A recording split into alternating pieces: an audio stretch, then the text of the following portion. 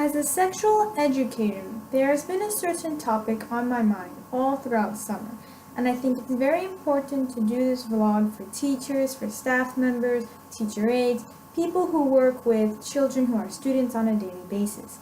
And the topic is consent. And now, what comes to mind when you think of the word consent?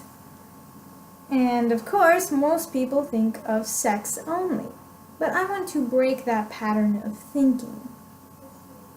Now, of course, I am a strong believer that consent in sex is important, that for any sexual activity, consent is necessary. But there is more to consent. And I would like to share the basic definition of consent. And consent simply means to agree, that two or more people agree about an activity. And that activity can be watching a movie, playing a game, eating at a restaurant. It can be any activity. So it's really important that the two or more people enjoy the activity, that they come to agreement. And how can we teach this word consent to students? Well, I have several different examples to share with you. Suppose two friends decide to watch a movie, and they're watching the movie, but then one friend in the middle wants to stop watching the movie. Hey, do you mind? Can we do something else? Can we play a game? And the other friend says, no, you said you were going to watch this movie. And that's the opposite of consent. Yes, at the beginning, both of the friends agreed to watch the movie, but at the middle, one friend wasn't enjoying the movie and wanted to stop because he wasn't enjoying it. Another example can be in a classroom that two students are playing together. And one student decides, I don't want to play anymore, can we stop? And the other student says, no, you promised that you would play with me. And the teacher needs to come in and says, hey, you need to respect that the student wants to stop playing. You need to respect the student's wishes that he doesn't want to play anymore. Another example may be that a student is eating a delicious chocolate chip cookie.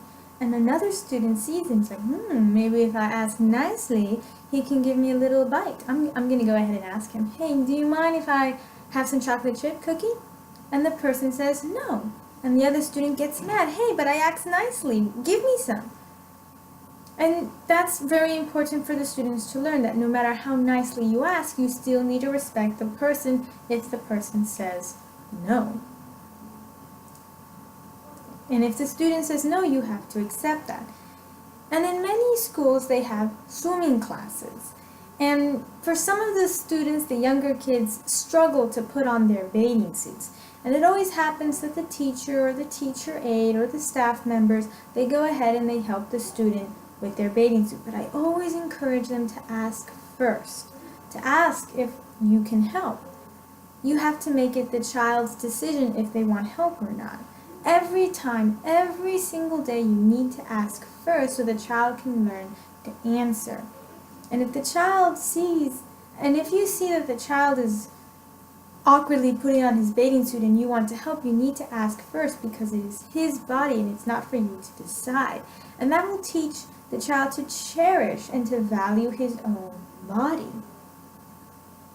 And for any activity, really, consent is important.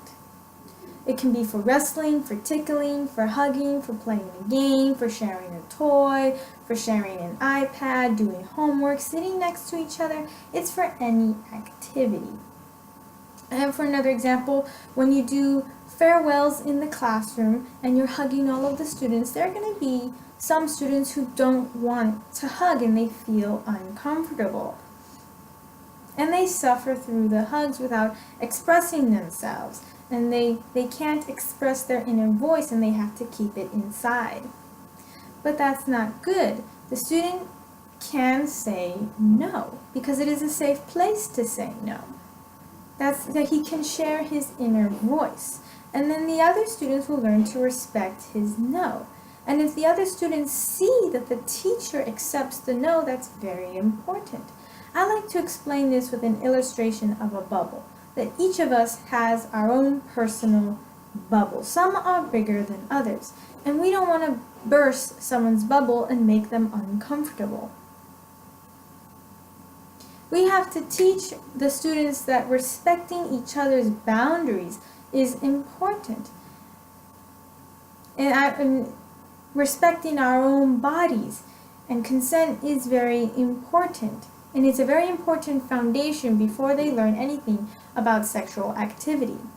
So please remember the main core about consent, that it can be applied to any situation, with your brothers, with your sisters, with your partner, so that everyone can enjoy the activity. So if you have questions or if you have concerns about boundaries or anything, for how do I teach it in the classroom, in the dorm, you can contact me, and my contact information is in the description below. I'll see you later.